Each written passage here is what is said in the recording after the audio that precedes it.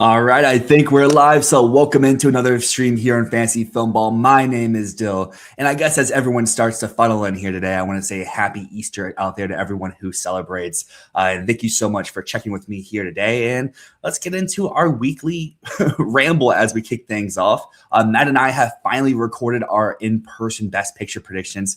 In fact, you're really in for a treat because we talked for 3 whole hours just on Best Picture. I can't really say how we did it this year because I'd ruined the overall surprise, but I think it's a super fun and original way, especially since we weren't the first ones to do it this year. We may have some original takes and ideas and ways to approach predicting a year in advance, but when you're not the first video out, some people might beat you to the punch on certain things. So no one's beating on us what we did this year. So it's something that you really do want to check out. But as more people start to funnel in here today, feel free to drop your comments down below about how your day is going, what you want to talk about here today. Have you seen the Super Mario movie? Have you seen the drama? Did you think the critics were a little too hard on Mario? Or without spoiling, do you think that reveal in the drama was as crazy as people were hyping it up to be? Because let me know, because I'll be reading each and every one of your comments out there as after I get through some of these general thoughts about, today's rundown as a whole. But I keep saying I don't want these streams to go on and on and on, but we've done 2 so far. They've both been basically 2.5 hours. So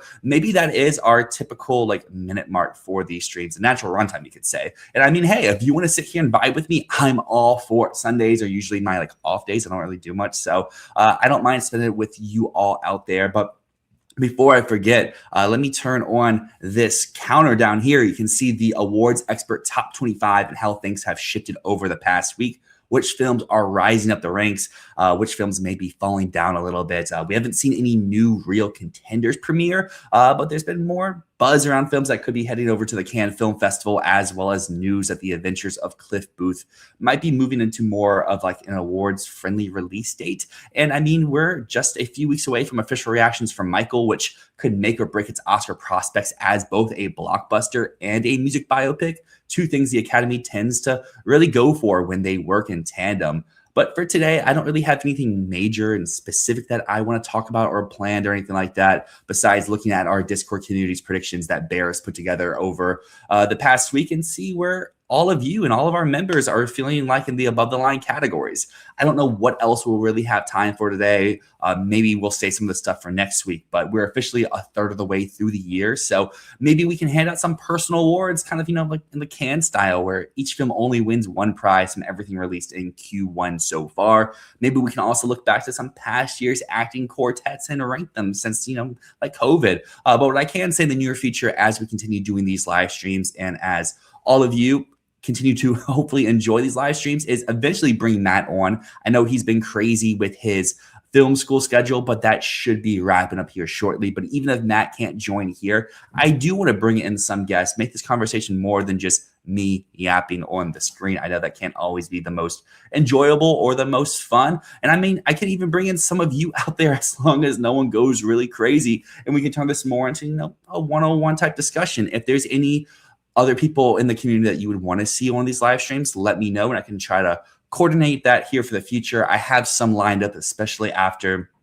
the Cannes lineup is announced and we have more contenders continue to be screened. But before, I finish this intro ramble and check out the comments to see how all of you are doing on this Easter Sunday, I just want to thank you all so much for joining me once again, whether if you're here live right now, to about the 10 people who are already here in chat. I just really appreciate all of you. We hit nearly 1,000 viewers in our first stream. The last one was about 500. So again, I just really appreciate everyone who wants to come out, hang out with me on a Sunday, take the time out. It's really fun. But just to echo this point a little bit further, if you're coming in late, that doesn't mean that you're missing any of the conversation. You can always rewatch these streams. You can follow along, jump in the chat. I'm saying the same stuff as I would say in a pre-recorded video. And I mean, if you want more one-on-one interaction with me, with this chat, with our Discord community, the link is down in the description. You'll want to join it. We have great people over there. In fact, I think we're about to kick off our 2021 awards retrospective.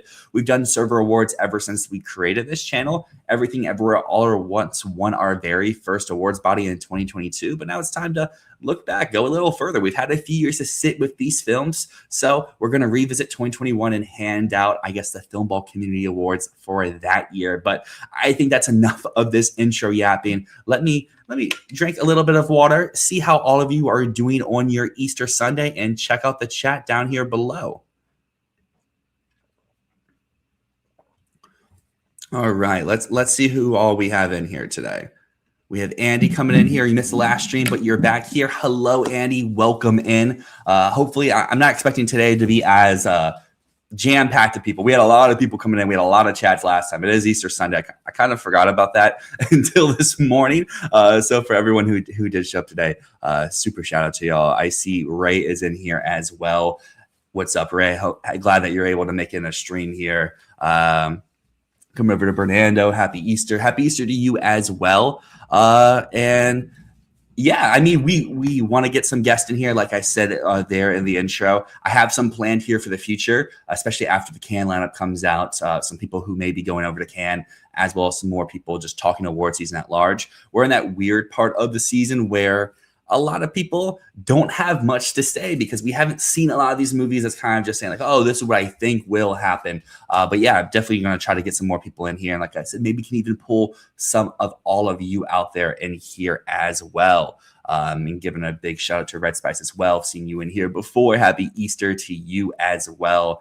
And yeah, I mean, like I said, I'm hoping today to not take as long. It's Easter. Not expecting as many people to show out as we have seen in the past. The big thing I just really want to talk about is our awards community. We have a community over on Discord where we bring people in all together. We get to talk about awards all season long, whether it's just giving your general awards predictions or just talking movies. Basically what we're doing here today, just in a server where you don't have to verbally talk. We put together, shout out to Bears again, who put together all of our members' current Oscar predictions before the Cannes Film Festival. So we're going to go through all the above the line categories, just looking at where our community currently is standing and personal thoughts on either films that may be too high, films that may be too low. And maybe some of you out there can help convince me on some movies that I'm just not feeling as good about, because we may have recorded our official first Best Picture predictions, but we still have to record the rest of the above the line to get them out to all of you for the remainder of the month of April. So coming back down here, I see Red Spice is talking about Cry to Heaven. I mean, the movie sounds great. I'm a huge Tom Ford head. I love Nocturnal Animals. That was one of my favorite movies of the year that it came out.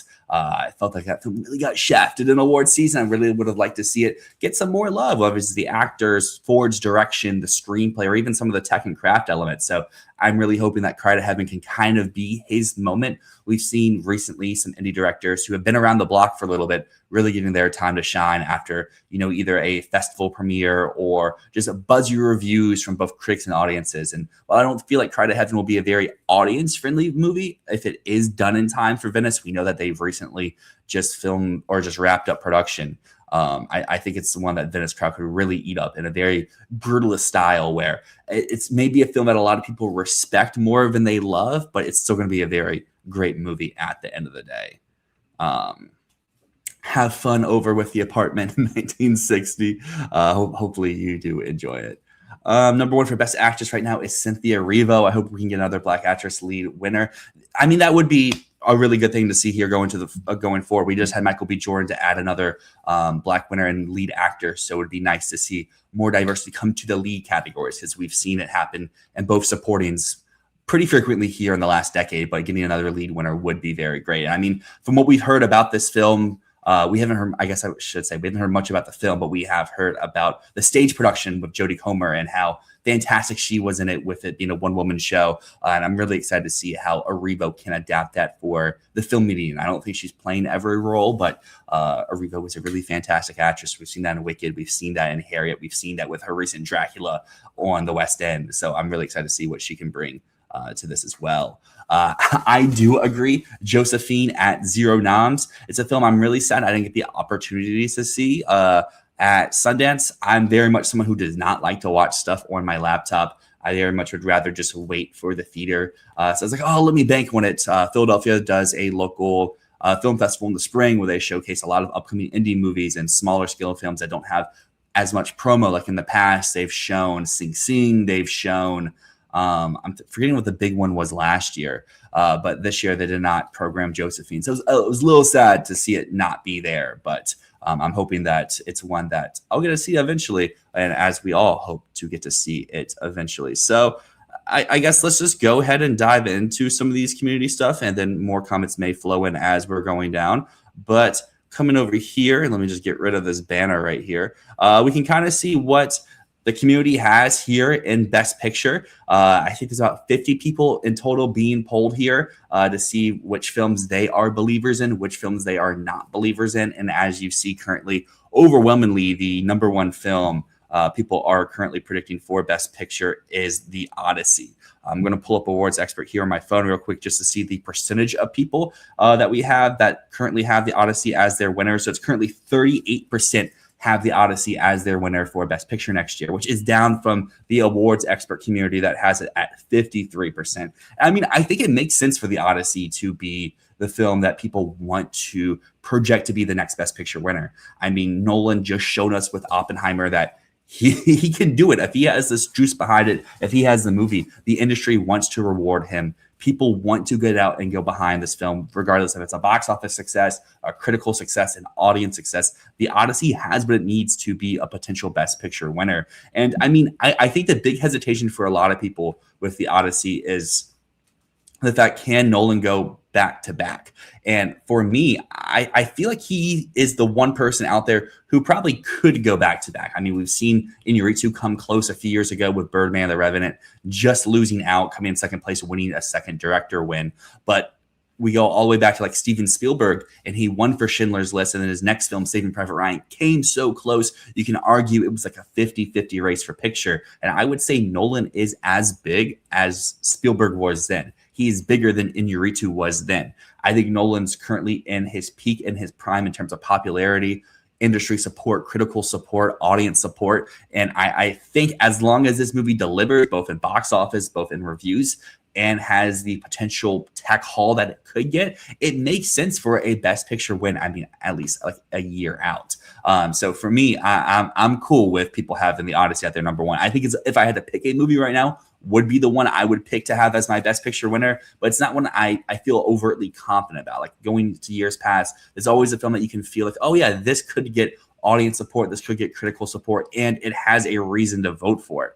I understand why Odyssey would get all the other things. I struggle to see why people would want to vote The Odyssey to be a Best Picture winner, because I don't think it would have the heart and the passion of something like Anora or One Battle or even Sinners, which didn't win Best Picture last year, but clearly had passionate followers behind it. I guess before we dive down the rest of this list, let's check out some of these extra comments.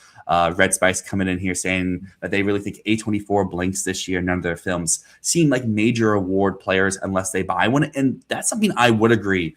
Going back to the very first stream we did a few weeks ago, I think A24 slate looks really light this year. You could try to take a bold swing and go for something like Misty Green. You could try to say, hey, we know the invite. It's come out. People really like it. They really enjoy it. And it can get in on a small package. But that's my issue with the invite is like, what would it get? Is it just adapted screenplay? Adapted screenplay is really, really strong this year. Just looking at the community's predictions here for Best Picture, The Odyssey is adapted. Project Hail Mary is adapted. Narnia is adapted. 1949 is adapted. Cry to Heaven's adapted. Dune's adapted. It's like there's so many adapted movies in the race this year. Can the invite really will its way into the adapted category? And then like it needs like an actor or two. So yeah, I do agree. Those are the two A24 contenders I'm really considering. I know, as we see here from the community, they have the untitled Jesse Eisenberg musical down at number 8.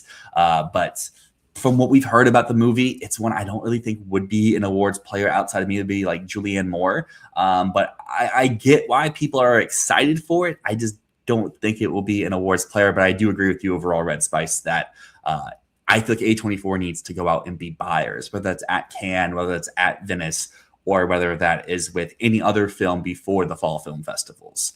Coming over to Ray next about Miasma heading to Cannes or Venice. I could see movie maybe do a strong push for it. Mubi is going to be an interesting thing this year. They are ones that I think will go very strong, but with another movie, as we look over here to the community predictions, the community currently has 1949 at number 7, and I think that is too low. You go over to the community at large on Awards Expert, and 1949 is down at 13%, or at number 13. It keeps rising the ranks, so I think people are getting on board with this, but I think that people are putting too much negativity towards Mubi. We saw them do a success with the substance. Last year, I think the reason why Mubi ultimately failed is the same reason why Searchlight failed last year, is they didn't have a real contender. Like, they bought Die My Love.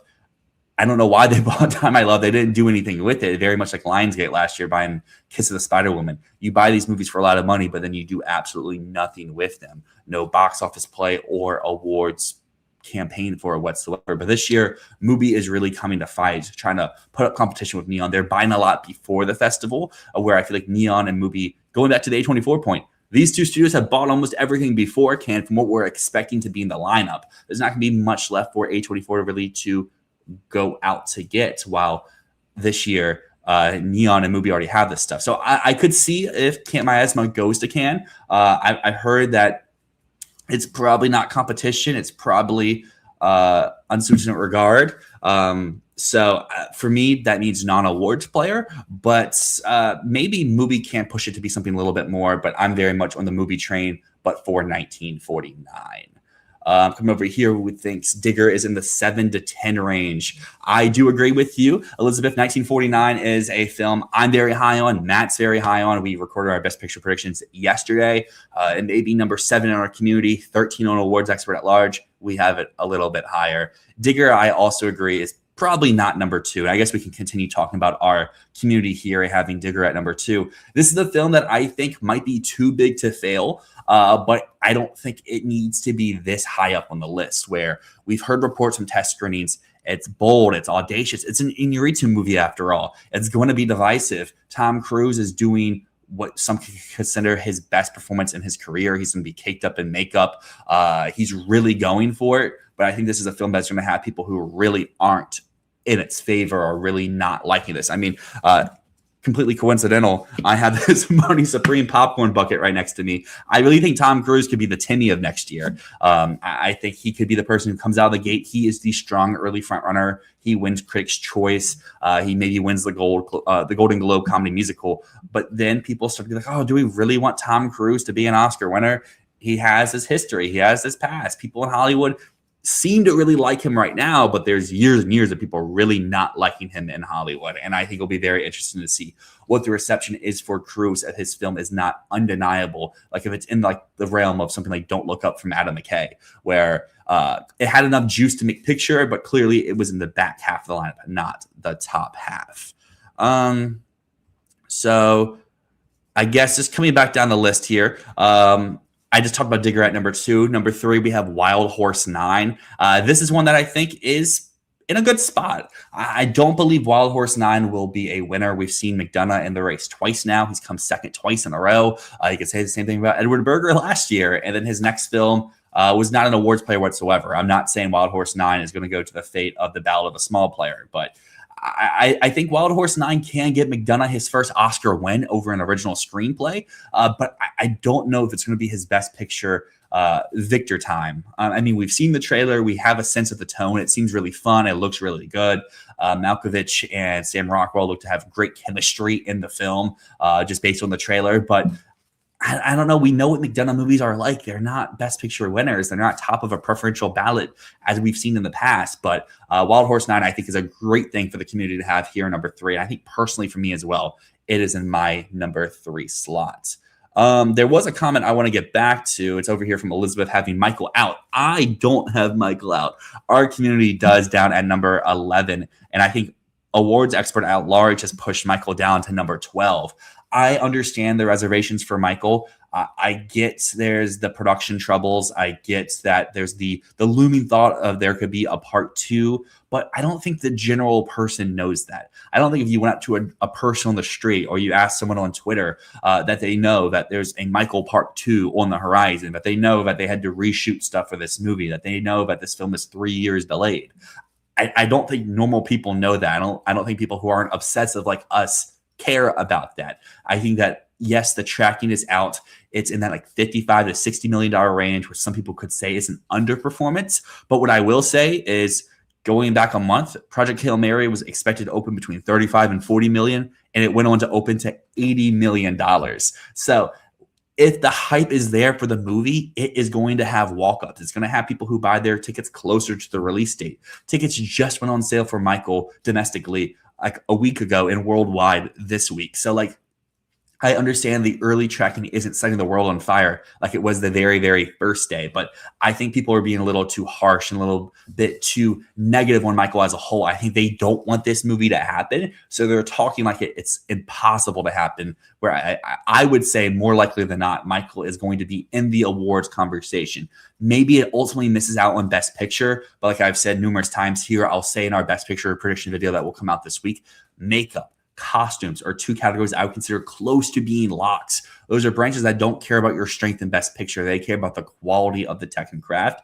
We've seen from the trailers, those costumes look just like what Michael Jackson was wearing. That makeup is making Jafar look just like Michael Jackson. We saw Elvis a few years ago, a film that when we first started this channel, I was gunning hard for, was saying it was top 5. Austin Butler could win actor back in May and April, right when the movie was first being seen, and people were calling me crazy. And it went on through the whole season, 10 Oscar nominations. It won 0 of them. So ultimately I was too high on it, but Michael or Elvis proved that these type of movies can work. A Complete Unknown, why it's a different type of biopic, can prove that if the biopic is done well, if the core audience likes the film, the movie is going to just happen. The audience is baked in there, both from the general public as well as the industry as well. People say the industry treats films too high, but like F1's a movie last year that I took a bold swing in my early Best Picture predictions. I had in my number 10 slot. I kept it all the way up until like Venice, and then I dropped it out once I heard One Battle was like the real deal. And I was like, I need to create a slot for it. But F1 shows that these populist, crowd-pleasing films that skew more to the international populist crowd, and I get by saying the international, people think highbrow, art house, whatnot. There's still normies like me across the seas that just like their good fun times. And Michael Jackson, I think, is the biggest artist of all time. I think his numbers still show that he's one of the biggest artists here in 2026. And I think as long as this film is not a complete train wreck, that it can do enough to survive in the season. But with all that being said, let's go back down this awards, or our community's awards experts' current rankings. And they have Project Hail Mary at our number 4. And Project Hail Mary is a film that I understand why our Filmball community has that number 4. It's a film that we have seen. We know that it's done well. It's made the money. It has the audience reactions. It has the critical support. We can see the avenue for 5, 6, 7, 8 Oscar nominations. My thing is just how much of this hype will be sustained throughout the year. And we have some more populist films like Michael come out, like The Odyssey, Narnia, even Dune Part 3.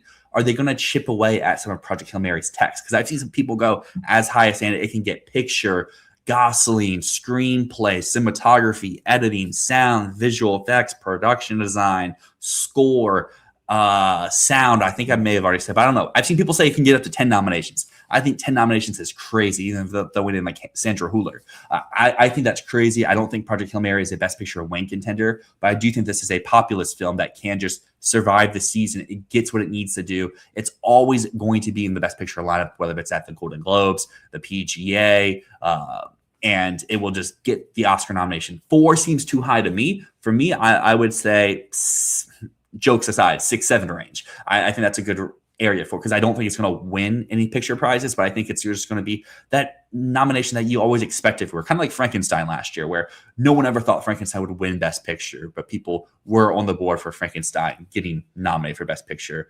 I mean, at least we were here on Filmball at large. I'm not sure. If you are new here, because I see our view number go up a little bit, next to me on my left, right, depending on how you're watching this, is the Filmball community's predictions that we have put together over in our Discord community, which you can join in the link down below. And below me is Awards Expert at Large.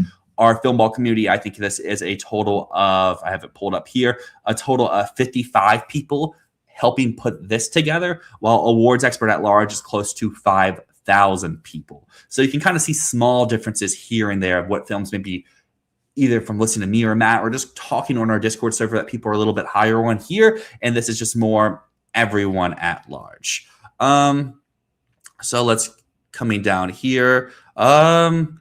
So we have from Elizabeth, my top 4 movies of all time. I guess moving away from what's conversation a little bit. I get a lot of flack, I think, in our Discord server for being a little bit of a normie. Because if you go to my Letterboxd top 4, it's pretty funny. It's pretty cringe, you could say. Cats is my number 1. Is Cats a great movie? No, but Cats is a movie that does everything wrong. Every choice you can make is wrong. Therefore, it's right. It's so fun. It's such a good watch. So Cats would be in my Letterboxd top 4. I would want to put another musical. I would want to put in like Mamma Mia. I would want to put in like Amadeus. But I only want to have one music or one music related movie in my top 4. I'm a Nolan head. Outside of, I think, maybe hot take Prestige. I love all of his movies. And my favorite one of Christopher Nolan's movies is Tenet. So Tenet is in my number 2 slot. Tenet is cinema. You come out of COVID, you watch Tenet IMAX, you're taken aback. Your world has changed forever. Movies can never be viewed the same. Greatest piece of cinematic medium history of all time. My 3rd slot would be Moonlight. For my top 4 movies of all time, Moonlight is the movie that helped me get into awards season. It's the movie that really showed me beyond blockbusters what film can really mean, what film can really do, how it can move your heart, move your soul. So Moonlight I would throw up there as well. And James Cameron had Avatar lover. Avatar: The Way of Water is the best movie of the Avatar series, so that would take up my 4th slot. So probably not the 4 movies you were expecting me to say for my 4 favorite movies of all time, because maybe if I was trying to sound smarter, sound better, I would say, hey, give me Amadeus. Hey, give me Oppenheimer. Hey, give me Titanic, blah, blah, blah. Or even like Zone of Interest is the film I really, really adore is a wrong word to use, but admire. But because I'm me, because I'm goofy, because I'm silly, Cats, Tenet, Moonlight, and Avatar: The Way of Water. Let's see. Red Spice is talking about my comment earlier of saying there's a chance that Tom Cruise can very much follow in the Timothée Chalamet footsteps next season. I do agree. Tom Cruise does have age on his side. By having age on his side, he also has years of people really not liking Tom Cruise. I know he's worked a lot on his public image as of late with the Mission Impossible franchise, with Top Gun coming back, people really loving Tom Cruise. My thing, I got a lot of flack for this over in our Discord community the other day, is saying like, if the industry loved Cruise the way that us people love Cruise, he would have got more nominations for Maverick. That was an empty year. Golden Globes did freaking Hugh Jackman for The Sun. The Oscars did Paul Mescal for After Sun, a movie that no one was talking about. SAG did Adam Sandler for Hustlers over him. They went out of their way time and time again to not give Cruise a nomination that year in a movie that everyone adored. And I understand that Maverick is not an Oscar-type performance, but I mean, I love Michael B. Jordan in Sinners. I love Amy Madigan, and I don't love Amy Madigan in Weapons, but I understand the reason for Amy Madigan in Weapons. But those are not Oscar performances. They got the nominations. They got the win. I'm not saying Cruise is not getting nominated for Digger, but I think there will be people out there who don't want to give him the win due to the fact that he is Tom Cruise. And Wild Horse 9 is right there. And what we've heard about John Malkovich's performance, to me, sounds like insane Oscar bait for someone who also has age and also has veteran status in the industry. In a film I expect to be higher in the Best Picture rankings at the end of the season between Wild Horse 9 and Digger. As you say, to your point, he's returning to making non-blockbuster movies. His 90s fair. I understand all the reasons for having Cruise, but I also think Malkovich has a lot of those same reasons, and Wild Horse 9 is going to be a more light movie at the end of the year too. So I see there's some more comments. I'll get to those in a second. I just want to keep working down this list of our awards community. And in fact, to make it easier for all of you out there, I'm going to change the banner at the bottom to not be contradicting to what's next to me. That way, you're not confused. Next to me is our Filmball server community, as you can see up there, Filmball server. Cool. Number 5 is the film I always say the title wrong. We've heard a lot about this movie. We've heard from insiders at the Cannes Film Festival that this movie is very good. All his movies at least have gotten very good reception from their intended target demo crowd.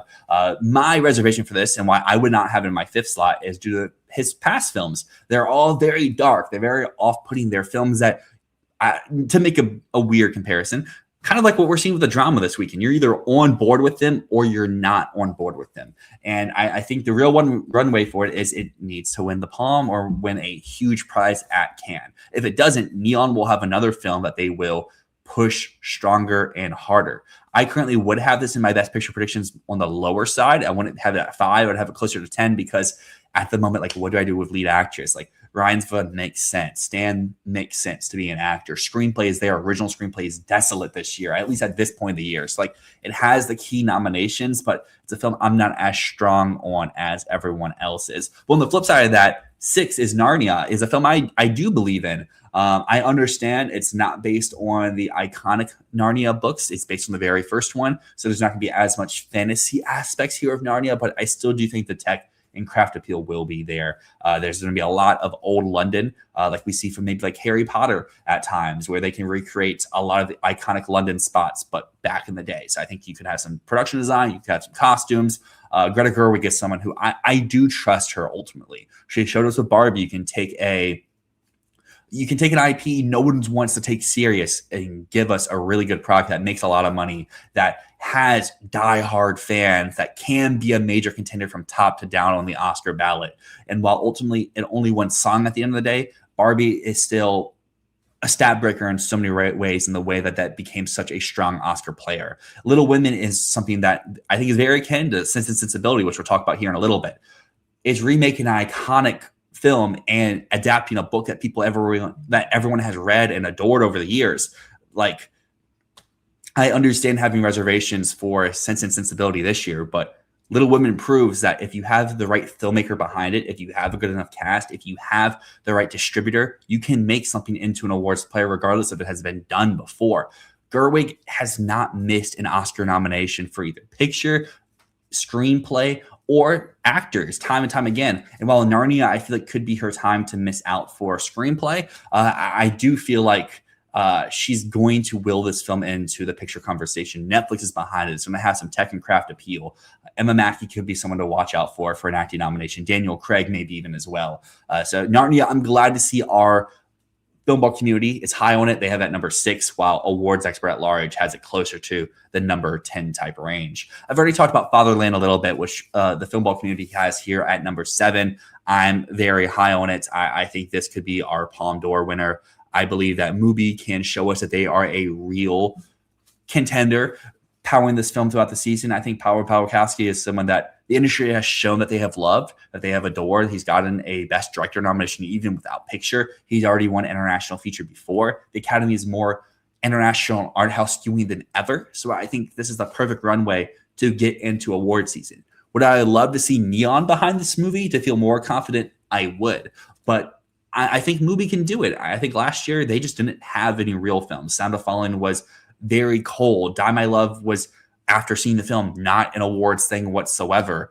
And The History of Sound was their other movie, which no one even remembers after Cannes last year. So, like, they have a real contender this year. So before we dive into the bottom 3 of our Filmball server community Best Picture top 10 list, let's go back down to some of these comments here. Red Spice saying they don't buy Wild Horse 9 winning picture either. My thing with it is maybe if we have a weak year, it could win picture, because I think there's a great shot for it to be number 1 or number 2 in original screenplay, as well as lead actor. My thing is, we know what McDonough movies kind of are. We know their sensibilities. We know what type of people like them and adore them. I struggle to see it get those number 1 votes. Coming over here to Ray, we have with A24 this year, I can get Tony going to TIFF and placing. We constantly have 2 films that place at TIFF getting the Best Picture. If it places, maybe it can be in the lower half with Sessa and actor. It could be, but I think that's what you could say about any A24 movie this year, with Tony, with No One Cares, with Misty Green, is that they all could go to TIFF and place. But the issue is, those all feel like the films that go to TIFF in place that don't get the Best Picture nomination. Like, if Tony's a real thing, what's its package? Picture, screenplay, Sessa. I don't see any Texan crafts there. I don't see Matt Johnson being someone that people want to vote in director. I feel like Tony, and this is a knock against you or anything, I feel like Tony is our yearly film that like the film Twitter sphere really, really wants to make happen. Go back to films like After the Hunt last year. Go back to films like Saturday Night a few years ago. That film Twitter is like, oh my gosh, it has an actor or actors I really care about. It's made by a director who I really want to see get their moment to shine. But the film is just not something I feel like the Academy would go with. I haven't seen the movie or anything, but based off of knowing who Matt Johnson is, we have Blackberry as an exact example of what this film could be. Sessa is like younger than me. I'm 26. So like they do not do young men unless their films are that strong. Like obviously Austin Butler got in a few years ago, but at the time of nomination morning, Elvis was probably number 4, number 5 in the Best Picture race. Obviously, it fell down by winter night, but it got 10 nominations. He was the front runner to win the category. I don't see Sessa doing that this year. Misty Green is a film I am getting more and more warm on throughout, but I'm not bold enough to go with Misty Green at this moment right now. Chris Rock is someone that we have seen him have experience with top 5, getting a really, really good Metacritic score, but I don't know. It's one that I feel like what you're saying here, could go to TIFF, could place, could do really well. Daniel Kaluuya is in it. It's got a really interesting premise, but I'm not ready to jump the gun with A24 quite yet. And I think that leads me to the next film that we have here on the list, which is the untitled Jesse Eisenberg movie at number 8, No One Cares. Awards Expert at Large, I think, has this a little bit higher. I think they have it. No, they have it in the same spot. They have it at number 8 as well, but it's going down currently. This is just a film I don't really understand why people are gung ho, and I'm saying it needs to be a Best Picture player. Is going to potentially win 2 or 3 Oscars. I've seen people say it could win screenplay, it could win Julianne Moore, Giamatti, maybe even song or score. And my thing just goes back to Eisenberg as a filmmaker. I really did like A Real Pain, but A Real Pain did everything you needed to be a Best Picture player and did not get into Best Picture. It had an acting sweeper. It had a screenplay that won multiple major precursors. It was a film that hit all the festivals it needed to do. It had Searchlight, a year where Searchlight clearly had contenders, pushing it hard. And what did Searchlight do? They rushed to Complete Unknown because they weren't confident in this movie. And Eisenberg's first film is on all fronts a flop to most people. So like, I don't understand why his next film, which from all intel that we have about the film's premise from online and everything like that, seems so much less Oscar bait. A Real Pain is dealing with people talking about their family lineage and dealing with the Holocaust, and having Kieran Culkin give a performance that people have been clamoring for him to win or at least get nominated for an Oscar for years. This time around, you have Julianne Moore coming in, who has already won an Oscar. From what we know, it's pretty much a one-woman vehicle where it's just the Julianne Moore show. And I mean, we've heard it's very silly. It's very funny, but it can get a little dark at times. And I just don't feel like this is a film that people are going to want to vote for. Going on to our number 9, though, we have Dune Part 3. And this is a film that I don't really know what to do with its Best Picture prospects. Like, our community here has at number 9. I think Awards Expert at Large have it all the way up at number 4. I think our community got a little bit burned last year on Wicked and with Avatar. I know Matt and myself were both very high on both of those movies' awards prospects, and Wicked got 0 nominations, shockingly so, and Avatar got 2 with visual effects and with costumes of all things. Obviously, I think Dune Part 3 is going to be more well-received than a lot of those movies, or those 2 movies were last year, even going back in the past, like Gladiator 2. My thing is just, though, is like, we know the source material is a little bit fuzzy in terms of reception, but I have confidence in Denis. I have confidence in Warner. I do believe that releasing this at Christmas time is a lot better window than March. So I think this has enough going for it where it can fit in the Best Picture lineup. My issue is we have Project Hail Mary, another film dealing with sci-fi, dealing with space, gunning for a lot of the same Texan crafts of visual effects, with sound, with editing, with cinematography. Are they going to both be able to coexist? That's where I'm a little bit more concerned on with Dune Part 3. If I had to make a prognostication right now, I would have it in my Best Picture lineup, but it's one that I don't feel great about. So going back over here to the chat, we have Marcos talking about Frior is not going to happen. I'm leaning more and more towards that. My issue is just I don't know what to put in its spots in those above the line categories. We'll get to lead actress here in a little bit. To me, that is a empty category. I feel like it always is year after year, where if you look at our Best Picture lineup right here, we only have three films that are starring women, between Narnia, who I don't know that really counts because they're children, with No One Cares, and with Frior. So like, I think that there will be other films starring women that rise up the ranks, and personally, I would have some of them in my Best Picture lineup. But that's something that there's the reason why I'm keeping it now is because it can fit in lead actress, it can fit in screenplay. If you have both those nominations, you kind of got to be in that Best Picture top 12 type range. I want to take it out. I just don't have the alternatives at the moment. I do agree with you, J Rams. Michael will make more than projections. These are early projections. And like I said before, Project Hail Mary did double of these early projections. So once people saw the movie, once its core demo was calling this one of the best movies of the year, I think that the same thing's going to happen with Michael here in a few weeks. The real promo has started this weekend. New York had a pop-up showing off a lot of the costumes. The word on the street, I wanted to go do it yesterday, but the word on the street was the lines were over an hour long just to get in to see a few costumes from the movie. I think that this is a film that's going to be very walk-up heavy. Biopics never really have huge pre-sales. Michael Jackson may be a superhero to some, but he does not pre-sale like a superhero. I think this is a film that it's just going to have those projections keep going up and up and up, just like Project Hail Mary. And to make another weird comparison, like Minecraft a year ago, Minecraft was expected to make like $60 million opening weekend, but its core demo all showed up on opening weekend for walk-ups because it was the exact movie that they wanted. Michael is going to be the exact movie Michael Jackson fans want it to be. So if it's projected for 60 right now, I feel pretty good about it doing 80 plus, if not even going higher domestically for opening weekend. And like Red Spice is saying, for awards prospects, Coleman Domingo will be in win contention. I do feel good about that if the film is an awards player, you know? Coming over here, J Ram says, not sure that I trust early word on Michael, but if it's true, it's good, not great crowd pleaser. With Jafar and Coleman being standouts, it's good enough to have a chance at picture. That's the exact way people talked about A Complete Unknown, and the exact way people talk about Elvis. While I very much disagree and think both of those movies are very fantastic, I love Mangold's direction on A Complete Unknown, and Baz Luhrmann is a maestro like no other, and Austin Butler is a revelation in that film. This is how critics and more highbrow people talk about these movies. They don't want to admit that they have fun and that they like them. They say that they're good, but they're not great. They're great. Trust. Seeing Michael on the 26th. Should I do IMAX or regular? I would say do Dolby.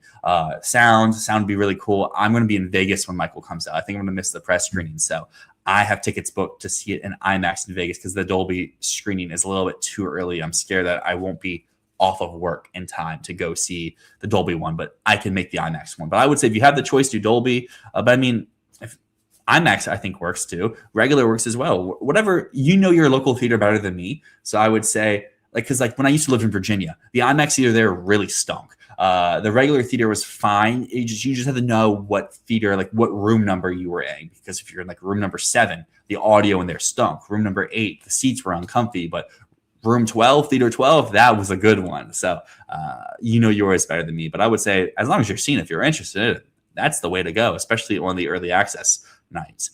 You think Best Actor would be more competitive than last year? That would be so fun because Best Actor this past year is one of the most fun lead battles we've had as of late because we had different winners almost everywhere. Jordan takes SAG, Aramayo takes the BAFTA, and then Timmy took the first 2. And I think it made for a very fun and a very deep season in terms of conversation. So I would love that would continue to next year as well, because like you're saying here in the next comments, overdue vets in the mix and some transformations too. Yeah, I mean, we'll get to lead actor here shortly. There's a lot of people in lead actor this year.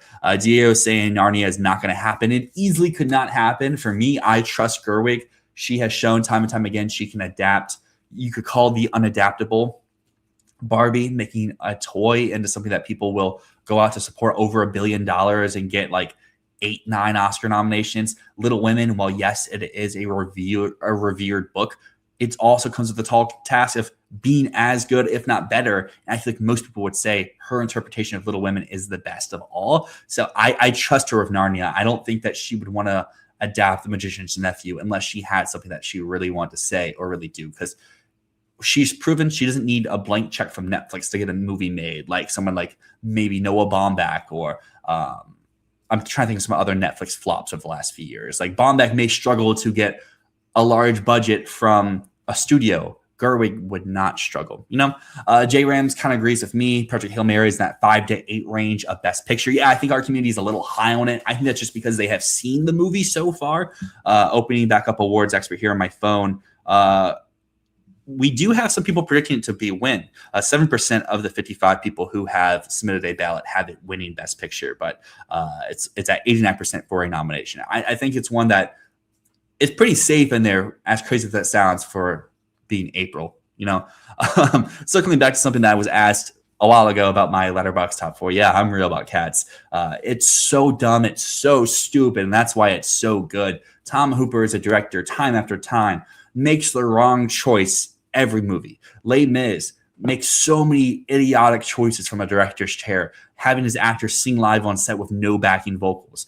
So dumb, and that's what makes it so fun to watch. The way that he frames stuff in The Danish Girl is pointless. It makes no sense for the story that you're trying to tell. And then with Cats, you take all of those wrongdoings from his past movies, you put them into one. You're adapting Cats, which is the unadaptable, and he does a really bad job. And that's what makes it really fun. Why not meet me in St. Louis or Chicago, even if it's musical you like? That's the thing. I don't even like the songs in Cats. It's purely a bad movie that becomes so enjoyable to watch. But yeah, Cats now and forever. I support Don. Coming down here, looking at some other ones, there's some more cruise conversations. We have Don talking about being obsessed with Wild Horse 9 and Malkovich. Yeah, I mean, our community currently has it here at number 3 in the Best Picture predictions. And I think Malkovich is a very strong contender for lead actor. We have a trailer. We have reports about the movie as well. I feel like he's got a lot going for him. And I feel like a lot of the stuff people are talking about with Cruise can be applied to him in a film that will be probably more well-received. And I think that's fully fair, J Rams, to doubt Narnia until a trailer. To Doom, whatever it is, I think is in late April, early May. That's when we had the first trailer for Frankenstein last year. For me, the trailer for Frankenstein made me less confident. Our early predictions, I had it number 2 for picture. I had Guillermo number 2 for director. I had it in for screenplay. I had it in for both of its actors and whatnot. And then I saw the trailer, like, oh, this trailer is kind of gross. So I dropped it down a little bit. It's kept it in picture, but I wasn't going ham for it. And I feel like it was in the middle somewhere. It still got an actor in it, still got almost all of its text, but it missed director, it got adapted, and it was probably number 5 and number 6 in Best Picture.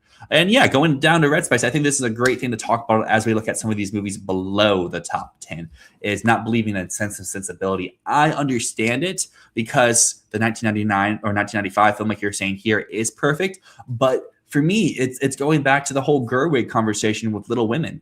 You can't adapt and make it new if you have the filmmaker behind it. Georgia Oakley is a BAFTA Award winner. Her last film, Blue Jean, set the BAFTA Indies on fire, and then she won Independent Film at the actual BAFTA Award. So, like, I feel like it has the filmmaker behind it. They just delayed the movie to be able to go to TIFF, go to Telluride. That's something that the real focus contender does year after year. We've seen that from Conclave. We've seen that from Holdovers. We've seen that from Tar. I don't think that did TIFF, but it did Telluride. We see that time and time again. And I think that they're really setting that up this year for Sense and Sensibility. And I mean, even if you want to exclude Little Women, you can look to something like All Quiet on the Western Front. You can look at something like West Side Story. Previous films that either those two films won Best Picture, and they were new retelling because it was so new, it was so original, and it was so well received, was good enough to make the Best Picture lineup, if not even getting additional wins to their name. Any thoughts on Nirvana, the movie? I thought it was a lot of fun. I'm really sad I didn't get the chance to rewatch it when it was in theaters here like a month or so ago, but I did see it at the Philly Film Festival last year. And give me like 2 seconds. I got this for you. Hold on. And I need to put this in like a frame or whatnot, but Matt Johnson and Jay McCarroll were there for a Q&A. and we all got to take pictures and hang out and sign posters and everything. It was really fun. The theater I watched it with, I think, had all watched the movie the night before, and it was like living in like a sitcom. Like if you've seen like Jury Duty, it felt like that because like everyone was so in on every joke. Everyone knew what was about to happen next. I felt like I was the only person in the room who had not seen the movie, and it made for a hilarious Q&A, a hilarious viewing experience. I'm kind of scared to watch it at home, and it won't be as fun as it was then. But I laughed a lot during Nirvana, the band, the show, the movie. Excited to see it again whenever I get the chance to. What about Wicked for Good? Let me see if I can see what that was in reference to. But yeah, I mean, Wicked for Good, it did fail. It did flop. Maybe that's in reference to Dune Part 3. Maybe that's reference to something else. Wicked for Good, I think, is one that I understand. Like, it had a tough bar to live up to. The first Wicked set the world on fire, got so many nominations and made so much money. People were expecting the world. I am someone who hates Wicked on stage. I've seen it 3 times now. I've seen it on Broadway as well. I saw it on my birthday last year on Broadway. And that was my opportunity to jump off of the Wicked train. I rewatched it on Broadway. I was like, Act 2 sucks. These songs aren't good. There's no choreography. Jonathan Bailey won't have more to do in Act 2. How is Chew going to fix this? But I thought that same way about Act 1, and Chew and company did fix it. I still like For Good. I just don't adore it the way I love Part 1. So maybe that could happen for some more movies this year, that this material is just that bad. But again, if this is in terms of Greta Gerwig for Narnia, Gerwig is a much better filmmaker than John M. Chu. If it's in relation to Dune, Denis is a better filmmaker than John M. Chu. So like I trust them. Chu is someone who I really like in The Heights. I feel like some of his changes were worse for the story, but I like the visual style of it. And I think Chu works best when he is making something on stage look so cinematic for the screen. In terms of making changes to a story or not making changes to a story, it's somewhere that him and his writing team maybe struggle a little bit. But I really like John Chu's sense of energy behind the camera. But Wicked for Good, obviously. Oscars blanked it. Shockingly so, even if you don't love Wicked. The snubs for production and costumes are insanely crazy. Shout out Jammed. I'm assuming this could be for a multitude of things for that face. But yes. Good afternoon to Moonfall here as well. Moonfall's in here every chat. Chicken Jockey definitely helped Minecraft. That is a fair point. I'm sure Michael will have something to help it as well. As we've seen over the last week alone, Jafar Jackson's interview on the late night show was the best performing video in the first 24 hours of the YouTube channel's history. Maybe history is too far, but it was at least in like the last 5 or so years. So I think there's clearly passion there. We're going to see the sales continue to go up and up and up. And the real make or break point is when the embargo releases. If the embargo was in like the 30s, then yeah, maybe the movie's dead. But as long as it's fine, like 60s, 70 would be great. I think it could go there. I love how often Moonfall and I disagree with stuff, because Moonfall believes A Complete Unknown was torture, not fun. Well, for me, it was the epitome of fun. As someone who works in live production and films concerts, that is the way to do it. That's how you shoot a concert. Yes, Hooper did make Hugh Jackman give up water. I think it was a collaborative effort. But yeah, Hugh Jackman didn't want to drink any water, no coffee. All he would do is occasionally eat like a loaf of bread on set because he wanted to embody the character. Crazy stuff. Dylan, do you think we'll see another Amy Madigan-like win again next year? We could. The thing with Amy Madigan is, I personally don't understand the win. I love Weapons. It was my 5 favorite movies of last year. Amy Madigan is the worst part of that movie. Her storyline, not her performance. So like for me, I don't understand that win. I'm assuming this is more so not for horror, but more for the lone nomination to go on to win. And for me, I'm going to get rid of your comment here for a second, and looking next to me here, looking at some of these films that our community has as our top 30, do I see any performance here that's like, oh my gosh, that could win, but the film doesn't need to happen? Like, I'm sure some people could say that for like No One Cares. We don't have of Bryn's here is gonna make fun of me, but the Prima Facie Arrivo movie, those feel like those could be potential acting maybe winners based off of what we know about the film's plot and stuff, and the performers behind them. But I just assume if someone's going to win their acting category, they can at least pull another nomination along with them. Weapon's fault, I think, was makeup. It didn't make the short list. I feel that's a nomination where if it was on the short list, it probably would have got. Casting, that category was stacked. Original screenplay, maybe it should have gotten over Blue Moon. But I really think what helped Amy Madigan at the end of the day was lack of passion for her competition. I understand that Tiana Taylor was in the Best Picture winner, but clearly her losing SAG, her losing BAFTA showed that there wasn't passion to give her the win from the industry.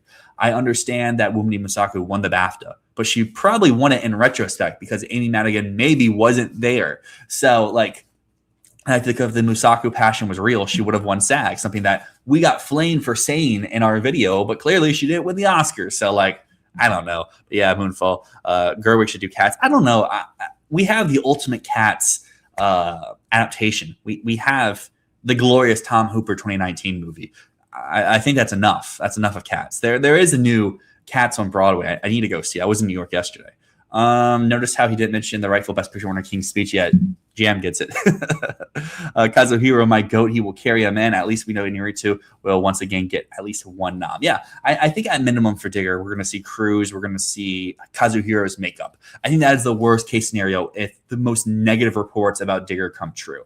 I think that at minimum, this film is going to be in the mainstay conversation to survive in screenplay and survive in picture. So at its floor, I would say Digger gets 4. But I think more likely it's going to get 5 to 8 nominations, and it will be like the number 5 film in Best Picture, where Inuritu will be like a 50-50 for director, where maybe he misses like BAFTA, but he has everything else, kind of like Guillermo del Toro this year. But I haven't thought much about director or whatnot. Let's see. Yeah, I mean, Daisy Edgar Jones hasn't had a great track record, but Oakley is someone who's made very well-respected films. So I'm believing in it. I'm believing in the rumors at the test screening that were very positive, forcing them to delay the movie by a whole month to be in the more award season window. If Focus is reported by Cry to Heaven, then I'm cool to swap to Cry to Heaven. But currently, Focus has shown they are dogs in award season. They get stuff done. The one year they didn't get the Best Picture nomination was with Harriet in the last decade, and Harriet got Cynthia Erivo a Best Lead Actress nomination everywhere on the precursor circuit, as well as had its original song in. So it wasn't like they flopped altogether. I think the reason why Searchlight flopped last year is they had no real movie. I'm assuming that Focus has a real movie considering the delay. I feel you about a complete unknown, but why would you record the intimate performance in the bedroom in the same way as the big stage performances? Those bedroom scenes sound way too clean. I guess I can understand it from an audio perspective. My love and admiration for a complete unknown really comes from Timmy's performance. I guess the ensemble as a whole, singing and performing their instruments on their own, as well as the way Mangold shoots all of the sequences. Coming down next to Jimmy, I feel like Madigan's win will throw a lot of people off future predictions. Thanks for the stream. Shout out for you for being here. But yeah, I do agree. I think in the future, it's going to give people kind of a green light to be like, oh my gosh, I love Ray Fiennes in 28 Years, The Bone Temple. Let's make this happen. Where not going to happen, you know. Shout out Brad coming in here. Didn't really miss much. We've talked about our awards expert Filmball community top 10. You can kind of see the rest of the list down below. I haven't mentioned every one of these movies. I'm sure they'll come up in some of these other categories that we talk about as well.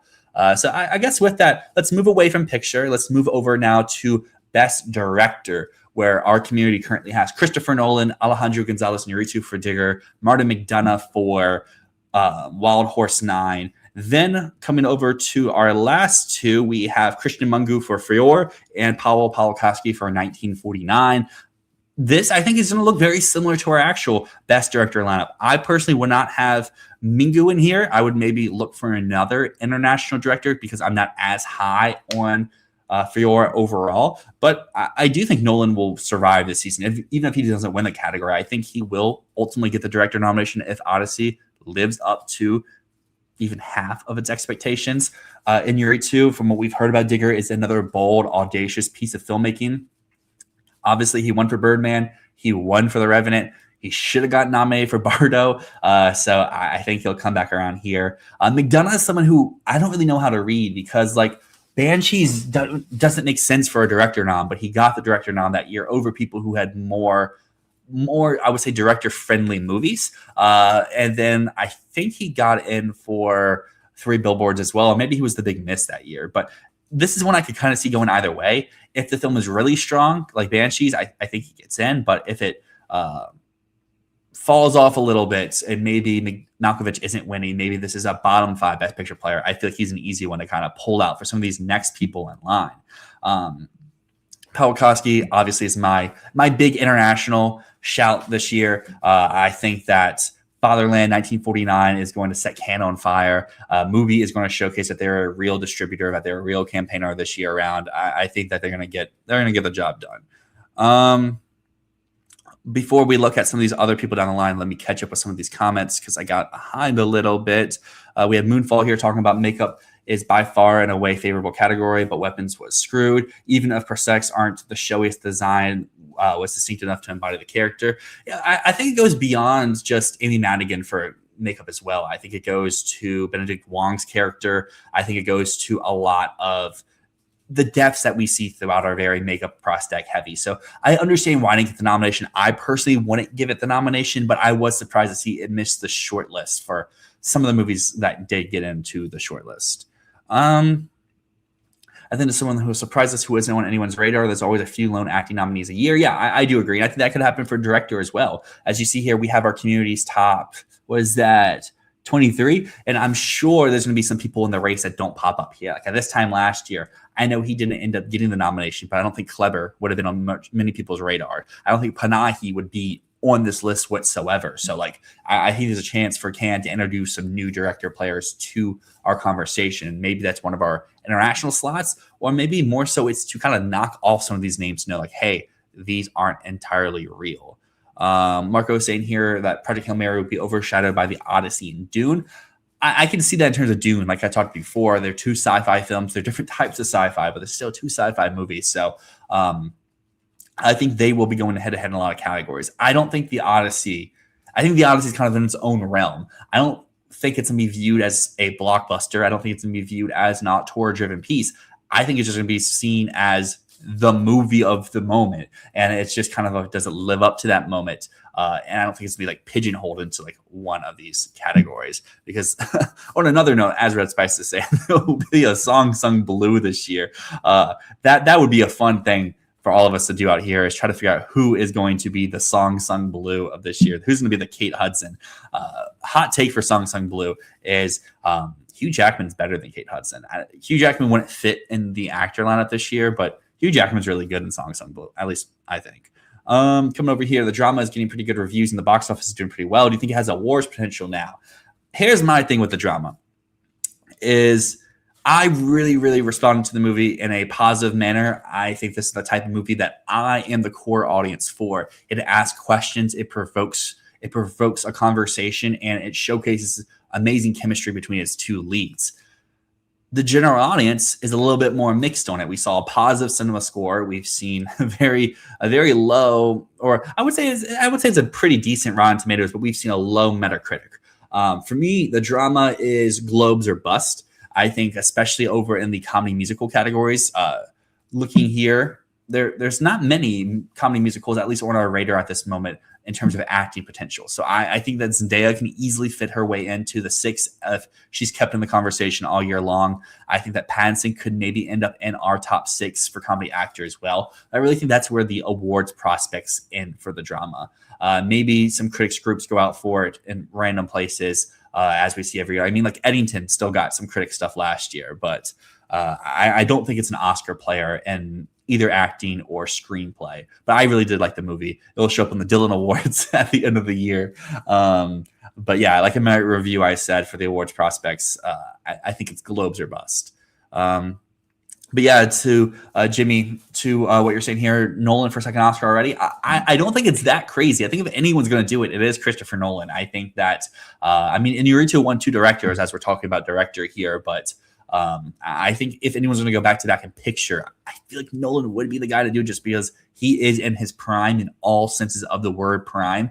He's the biggest director to, I would say, both normies and movie lovers alike. I think this is an even more Oscar bait project than than Oppenheimer was. There's tech appeal, there's above the line appeal. It's adapting the world's most iconic or oldest story. You can make a case for iconic, but one of the most iconic stories of all time. I think there's a lot riding behind the Odyssey, but is it too much hype? Will it live up to it, and will that hurt it a little bit at the end?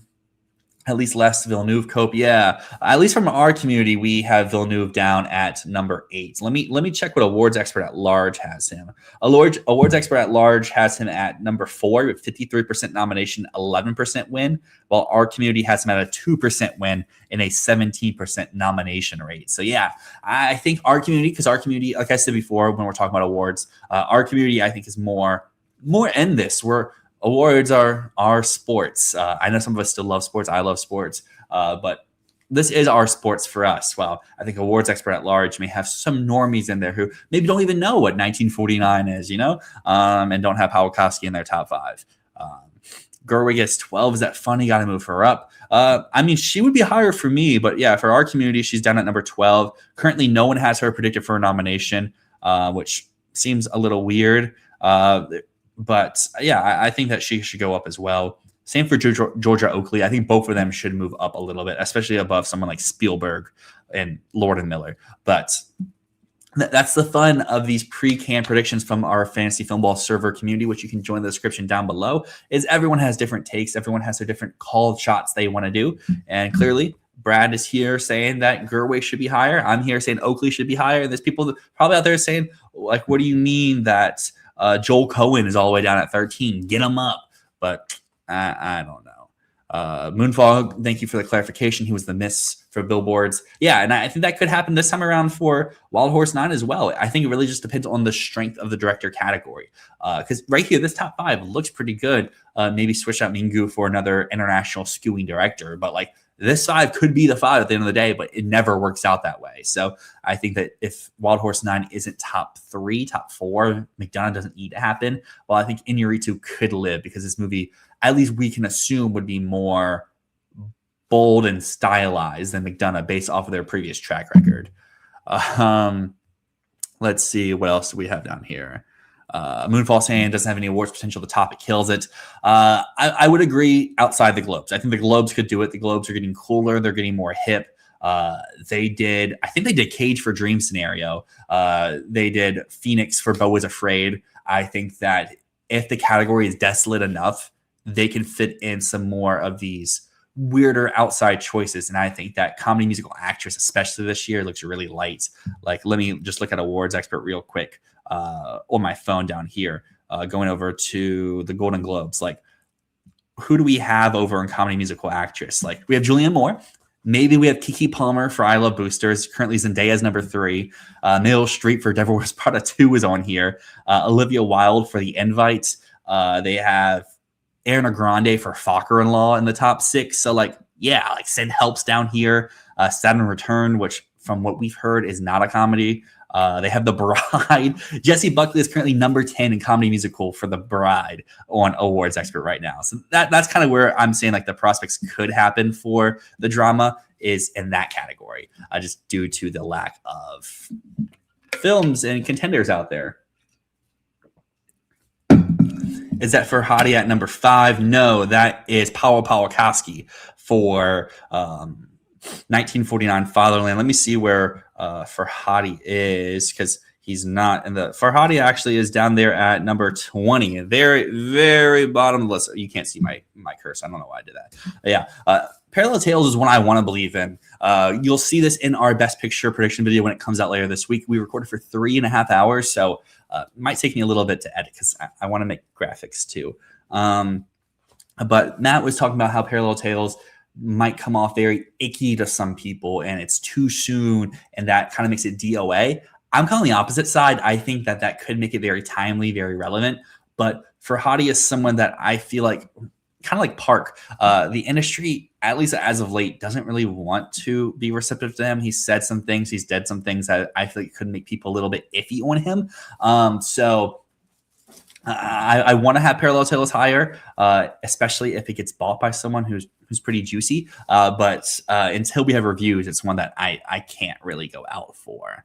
But yeah, as Vitor says here, and for anyone else who may be joining late, we're currently looking at our community here, our Discord community, which you all can join the link down in the description. It's a little different than Awards Expert at Large, which I think it makes it more fun because it's some of you out there as well as people who could actually join this and be a part of it. And I do agree with Red Spice here. More women need to be in the mix. That's part of the reason why I currently have Georgia Oakley in my personal 5 at the moment.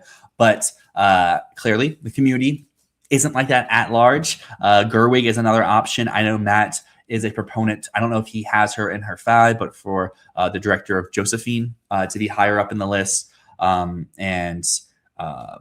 You could really propel anyone at this point. Let's see.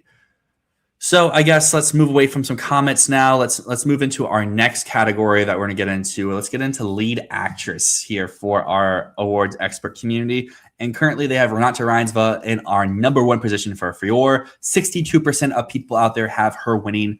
91% of us in the community have her getting the nomination. For me, I have her closer to my 5th slot. This is a film that I'm not overtly confident in, just based off of Mingu's past. We know from intel that this film is good, but I feel like the intel is, because this is the big thing with like test screenings and reports from films that haven't been seen yet, are you got to know who your source is. Going back to Venice last year, the people trashing Frankenstein, the people trashing Begonia, are they Yorgos fans? Do they like the visual style of Guillermo del Toro? You can kind of ask that question. I think that's a reason why those films succeeded with more of its core demo later on down the line, with Guillermo going to TIFF and Begonia doing really well theatrically.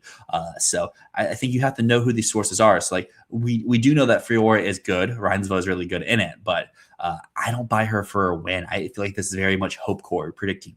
For me, though, the number 2 here, Sandra Hüller, is who I have in the number 1. I expect Fatherland 1949 to just be a big contender at large. I think both of its leads will be very strong in their acting categories. I think Pawlikowski will be very strong in director, screenplay, as well as text, because it is a period piece right after World War II. There's a lot going for this movie, and even if this doesn't win the Palm, I could see one of its actors winning an acting prize at the Cannes Film Festival. The rest of this category for me is where questions can really arise. Mikey Madison for The Social Reckoning. Sorkin is a beast when it comes to the Academy in specific categories. Steve Jobs, I think his screenplay, I think, missed, but his 2 actors got in. Molly's Game, the actors missed, but the screenplay got in. Then we go to something like Trial, which got an actor, which the actor was in win contention as Sacha Baron Cohen, and it was in win contention for screenplay as well until Promising Young Woman came on really strong at the end. And then his last one with Being the Ricardo has got every one of the big actors in, but it missed screenplay. So that's the real question for Social Reckoning this time around is like, are the screenplay heads going to show up? Are the actors going to show up? Or are they both going to show up? Because I think if they both show up, like we saw with Trial, is then we get a picture nomination. But when you miss either the actors or you miss the screenplay, then that's when the Sorkin films miss the picture nomination. So like for me, I currently have it just in screenplay, no acting, because I don't have it in picture. I understand why people would want to have Mikey Madison in here, but I don't know. She would be the lead. It's about the whistleblower. It's not about Zuckerberg again, who's played by Jeremy Strong. But I don't know. I don't think Mikey Madison's got the juice to come off in a back-to-back nominations. But looking at this category, it's kind of like, well, what do we do here? Julianne Moore for the Eisenberg musical comedy have 11% win rate with 53% nominations from our community. Like I said, we've heard reports about the movie that she is really good in it. We've heard that she is kind of like a If I Had Legs but Was Afraid type performance where she's really, really committing to it. So I think even if this movie isn't a picture play, like I've been saying, like I don't believe it to be, I think that she could survive in the season, especially in that musical comedy category where I would assume she's the front runner. Maybe Social Reckoning will be a comedy and maybe Madison can win that because she didn't win the Globe the last time around. But I think whoever wins musical comedy will power their way in through, like we've seen in the past with Brazil back-to-back now of Wagner and with Fernanda Torres. If you win your Globe, you have the extra visibility to then get the Oscar nomination. And then we have Cynthia Erivo down at number 5 for the community, 9% win rate at a 42% nomination ratio for Prima Facie. I think this is one that I would believe in. I don't believe it has a distributor yet. This feels like it would be Sony Pictures Classics pulling off a Blue Moon type scenario, or a Living type scenario where maybe the screenplay could contend, but it's mostly an actor vehicle. We know that this is a Tony, or not a Tony, this is an Olivier winning performance for Jodie Comer, but she did play every role. Arrivo is just playing one role here. So it's one I would believe in at this point, just because I don't believe in some of the people above her, but I would want to see a studio before I feel overtly confident. And just looking at the rest of the list here, that's why lead actors is such a head case, I think, every year is, do the films that are being widely predicted at this time are all so much more male skewing that we don't have as many women to really propel in our action conversation. I personally have Daisy Edgar-Jones a lot higher. She's number 6 right now at a 33% ratio. Then coming down the line, there's Virginia Efira for All of a Sudden. There's Amanda Seyfried for the untitled Joni Mitchell biopic. Emily Blunt for Disclosure Day. I don't understand Blunt or O'Connor for Disclosure Day, because I don't think either of them are the lead. I think this is going to be very much an ensemble movie. If there is a lead, it's O'Connor, but we've heard that there's a lot of cast members that we don't know about yet. And yeah, just coming down the list here, there's like no one else really sticks out to me. I do want to give a shout out to Rosalind Elazar from Misty Green. If that is a TIFF player, if that is an awards prospect from Chris Rock, this could be a very big showy performance, as well as add some diversity to our lineup. Because if you look here in our top 10, Arrivo is the only person of color in that list. I think that's a thing that people really struggle at large, especially an awards expert. If you go to the community, really struggle at large at this time of the year is propelling films with people of color in either the lead or the ensemble, just in the acting nominations. We've seen year after year, the Oscars are not going 20 for 20 white people. There's going to be some color there. And obviously Arrivo's here now, but I think at the end of the year, there's going to be more than just one woman of color in our top 10 in contention. Coming back over to the chat here before we go over to lead actor, we have be saying Renata's back rooms will also help her. Maybe. I don't know. I personally am not a believer of an actor's performance in other films helps them in the film they're gunning for. Because I feel like that's happened a few times now over the last few years where some people in contention have been in multiple movies, but that does not help them boost their case for a win. What do you think about Huller getting in lead and supporting? I think it could happen. My thing is the two films that seems like she is the strongest in of 1949 and her other international movie that I'm forgetting the name of, she's going to be lead in both of those. Maybe they could fraud her into supporting for 1949, but we've heard that she's not very big for Digger, and we've seen Project Hail Mary, and she's not very showy in that either. And if she's getting a nomination for Project Hail Mary, then I think that movie is a lot stronger than we all want to admit it is. But yeah, for me, I think the only way she gets both is if she goes supporting for Fatherland 1949. But as far as we know from screening reports from people at Cannes, that she's going to be a co-lead in that with Hans as well. So I think it could happen, but I think it would need to be a category fraud. I don't think her two American movies of Digger and Project Hail Mary will result in an extra Oscar nomination for Sandra Huller. It's crazy that Being There Carter's got 3 actors in. It is crazy, but I mean, it's Sorkin is one of those people who have given so many actors so much to do over the years. So I think on top of them being like, oh, that's just a meaty performance, they have so much to work with there. I think it's also actors like Sorkin. They want to show out for him. People in the industry do like him. Maybe film Twitter doesn't like Sorkin anymore, but I think the industry still does like him at large. And that's part of the reason why I don't want to completely discredit Social Reckoning, but I also don't want to go too overboard with it because I think there is a chance for it to just like not really happen whatsoever.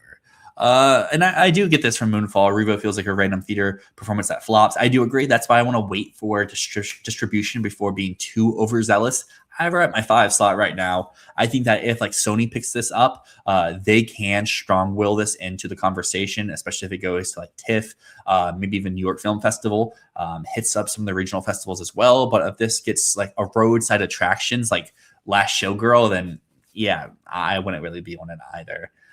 Shout out to Swerve being in here. Rip Amy Adams. She should have been in the convo for Movie Didn't Flop at Berlin. Amy Adams is someone who's eventually got to find her way back into an Oscar movie. It's just, I feel like every one of them is not her Oscar movie. Let's see. Let's go over to actor now, where we don't have as many people on the radar here, but as you see, our community currently is leaning Tom Cruise for the victory here, with Sebastian Stan at number 2 and John Malkovich down at number 3.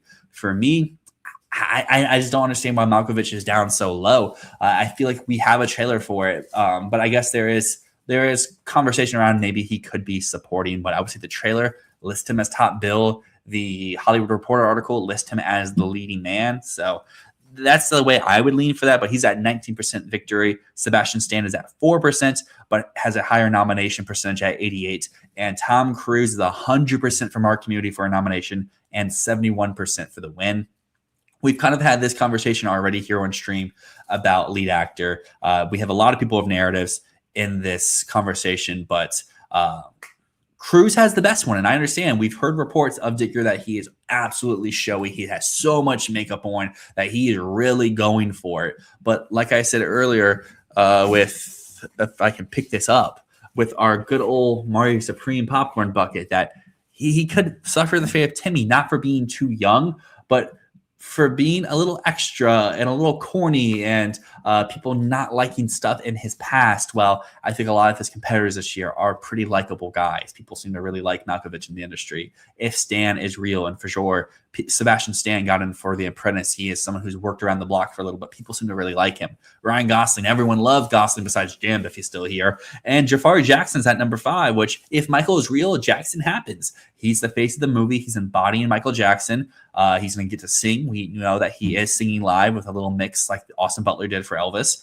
He's dancing. He's embodying the character. So if Michael is a real contender, Jafar is going to get nominated. They're not going to do Michael without Jafar, but they don't do Jafar without Michael. So you're kind of with both or without both. My thing is, what do we do with Matt Damon for The Odyssey? 42% of y'all out there have him nominated on our Filmball community. And I kind of feel like if Odyssey's winning picture, Damon kind of has to come along with it. He's the face of the franchise. He is going the franchise. He's the face of the film. He's going to be who we're on screen with probably for the majority of the time, and he's playing a very showy role. For me, it's kind of pick one of Damon and Gosling, keep them, boot the other, and then you can kind of do whatever you want with Sebastian Stan if you want to pull in someone else down there, whether it's a Credit Heaven guy, if it's Jack of Spades. For me, I'm pulling in Hans from 1949 Fatherland, or even John Turturro, because Sony Picture Classics does have that. They very much could pull off a Ethan Hawke. They very much could pull off a Bill Nighy with Turturro, just keeping him alive all season long, and no one takes him serious until he is real at the end of the day. But yeah, I mean, lead actor this year, someone mentioned it earlier in the chat. I think it's pretty stacked. Coming down to Red Spice over here saying that Matt Damon seems more like a miss, which could totally happen.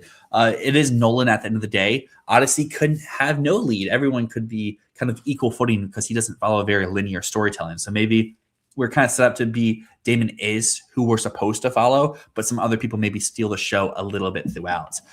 But for me, I would go with either Damon or Gosling to have your blockbuster populist film that's in the top 5. I have Michael in picture, so I would have Jafar in here. I would have both Malkovich and Cruise, and then to fit in an international boy as well. I would lean more towards Hans for 1949 than Sebastian Stan for sure. And to your point, Red Spice, yeah, I think that if Project Hail Mary is as strong as some people are saying it can be at the end of the day, it could be top 3, could get 10 plus nominations. Gosling would come along with it though, because like you're saying, he is on screen for like the whole time by himself. He's carrying that movie on his shoulders. Project Hail Mary does not work without Ryan Gosling. He is the film. The film succeeds because of him. But yeah, a Cry to Heaven guy could happen, as well as Moonfall says here. As far as we know, Holt is probably in the lead in terms of who has the more screen time, but we don't exactly know quite yet. Coming over to supporting actor, though, this is one that I think is really fun because when we go to our community, we have, 5, 6, 7, 8. We have 8 different men having a win prediction from our 45 people who contributed to the acting category. John Goodman currently is out front. 18% have him for winning. 89% have him for a nomination for Digger. We've heard about this performance. We heard that he's very showy.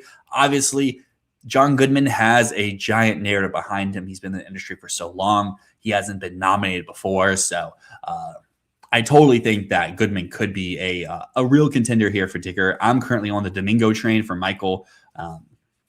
75% of us have him for a nomination. 25% of us have him for a win. Yeah, shout out 6-7. But yeah, Domingo, if Michael's real, we know he's someone the industry really does respond to. Sing Sing gets a nomination without picture. Rustin gets a nomination without picture. He's got a nomination at other precursors for other stuff. The Emmys have given him a win. This is a guy that the industry does respond well to. He hasn't had the chance to be in a vehicle for an Oscar victor yet.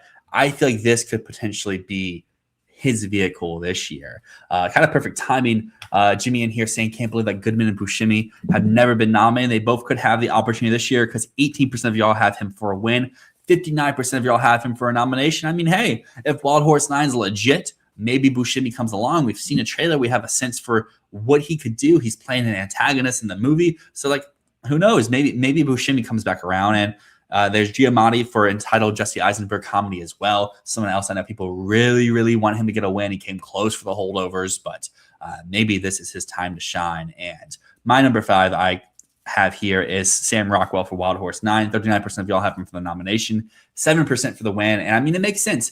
If Malkovich is lead, Rockwell is supporting, or you can flip-flop them. They look like co-leads in the trailer, but can really kind of go either way. What is Buscemi in? Buscemi is in Wild Horse 9. What if Mr. Zendaya can get in? Yeah, I mean, I think it's totally possible for the Odyssey. I think the big thing for the Odyssey, and that's one of the reasons why I'm a little scared to predict any of the acting prospects for that movie, is I just don't know how Nolan's going to adapt the story. Is he going to follow what's on the page? Because he's Chris Nolan, I don't think he will do that. I think that he will make some new things, take a new direction with it overall. So there's a chance that Holland could get a lot extra stuff boosted to his character. There's a chance that he could have a lot of stuff taken away from his character. Same thing for Damon, same thing for Hathaway, same thing for everyone involved. So I think that Holland, if the Odyssey is our eventual Best Picture winner, could get a lot of extra love for that. It just really needs to see, to me, what the role has. Do I personally believe in Steve Buscemi? From that trailer, it doesn't look like he has all that much to do. That trailer very much gives me signs to both Malkovich and Rockwell. So I would say put one of them in lead and one of them in supporting. But yeah, I mean, kind of do whatever you want. Looking down the list here, though, the other person I do want to give a shout out to is Channing Tatum down at number 10 for Josephine from y'all out there in the community. We have him. One person has him winning at a 14% nomination ratio. And I mean, it's the film that everyone, or not everyone, but a lot of people have seen so far. And he's gotten raves, career best performance. It's just the movie's so small. And Sumerian, what can they do? Are you a believer in Sumerian being a real Oscar juggernaut, or are you someone who's like, Sumerian, I'm a little scared. I'm going to wait out on that. But at least looking here at the supporting actor lineup, I think if you are a Josephine believer, if you think Tatum has industry cachet, I think you have the open space to, because are we really going to get 3 narrative-based performances in here of Goodman, Buscemi, and Giamatti? Probably not. Maybe you keep one of them around.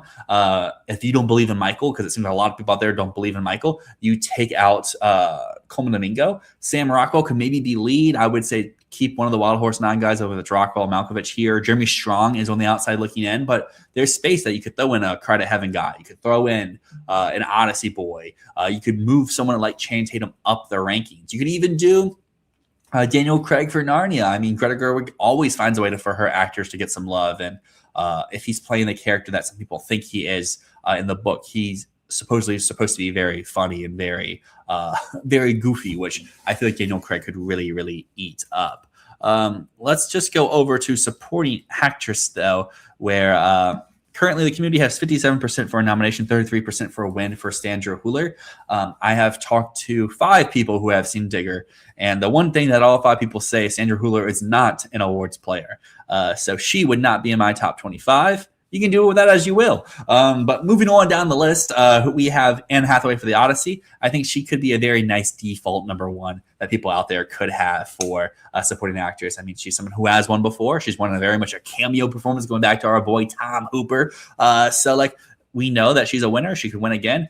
people sometimes don't always win multiples in supporting. Usually they'll get a lead and a supporting. But I think it really just goes down to how Nolan adapts the Odyssey at large. And just looking here at supporting actors, this is a big thing. I don't want to talk too much about supporting actors here. I don't know what to do with these people. The only one I feel good about is, I guess, Hathaway. I've heard that in Wild Horse 9, Marina Di Girolamo is a lot more showy than Parker Posey. So I would lean more towards that way based off of what we've heard about Wild Horse 9. Those two women I feel great about. And then Esme Creed Miles and Sensibility, since I'm high on that movie, I would feel good about. So I have 3. The other 2 slots, no clue what to do. Maybe Emma Mackey for Narnia for the same reason that Gerwig gets her actors in. Nia Long for Michael, potentially. But I feel like this is a category where potentially we could see a lot of our non-Best Picture nominees kind of show up. Every year we have at least 4 non-Best Picture nominees actors find their way into an acting field. I feel like this year supporting actors could give us at least 1, if not 2. So maybe we can look to something like Jack of Spades from Frances McDormand. We could look, if you're not a Michael believer, maybe Nia Long is that. If you're not a Social Reckoning believer, maybe Wunmi Masaku is that. You can kind of go on and on down the list. Like I said, I don't want to spend too much time on supporting actors. I don't have much to say about anyone over there. Casting, though, I think might be the last one we do today. I have Screenplay saved as well, but I feel like Screenplay is more just of a repeat from picture. But casting is a fun new category. Our community has The Odyssey, Digger, Wild Horse 9, Michael, and Frior as our 5 films. And I mean, personally, I have 4 of them. I would throw Fatherland up into that 5th slot over Frior, just due to the fact that I have 2 of its actors getting a nomination, as well as going to be more international skewing, and at least from what we've heard, a large ensemble of background characters. But I think this just makes a lot of sense for what you should have in casting at this moment. I mean, Odyssey is the biggest cast of the year. Digger has so many big stars from the top to the bottom of the ensemble. Wild Horse 9 is giving Malkovich potentially an Oscar vehicle, as well as casting a very diverse cast. And Michael is casting the king of pop. But if you're looking a little bit down the line, Cry to Heaven makes a great case to be a casting nomination if this movie does come out this year and is real. Narnia has kids, as well as casting iconic characters from a book. And so on and so forth. Social Reckoning is casting real people. Coming over to Moonfall here, though. I said this earlier, but I'll bring it back up now. Project Hail Mary is top 5. I think Cooler can get in because she's had that scene of the movie. People remember that scene. The movie survives by the end. Potentially, yeah. I mean, the karaoke scene is what I'm assuming you're talking about. I do think that it's the movie top 5, maybe not. I would say top 3. I would say Hulu is very much this is a real Best Picture threat. She comes along with it. I just think that role doesn't ask much for her to do outside of a few moments. And like we said before, Project Hail Mary is all on the back of Ryan Gosling. I feel like that is the nomination that the movie needs to get, kind of like Frankenstein last year, where you can make a case that Oscar Isaac has a scene that Mia Goth has one really good scene, but Frankenstein works because of Elordi's performance as the creature, and I think Project Hail Mary works because of Ryan Gosling's performance, and I mean Rocky too, but we know they're not going to do a voice-only performance. So for me, I understand why people could have her for a nomination. I think a win is a little crazy at this point, but I know you're not saying a win right here.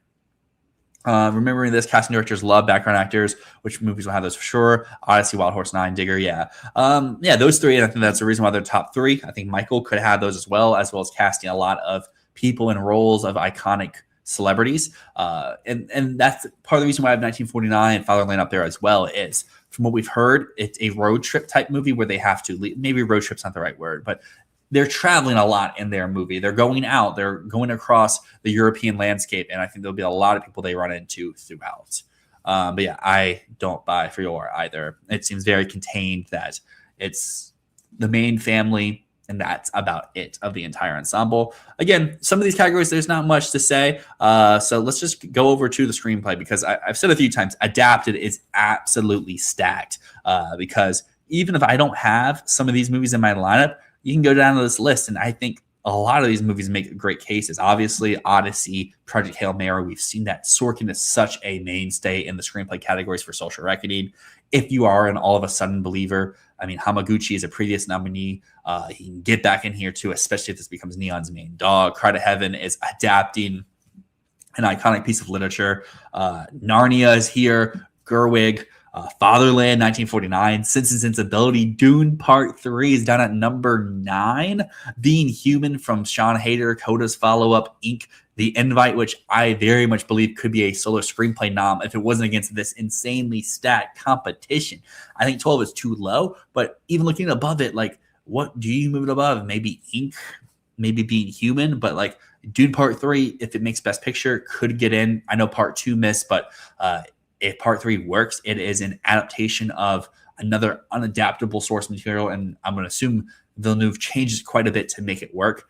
Sense and Sensibility, if it's a picture player, it's reinventing an iconic book as well as making it different from the 93 movie.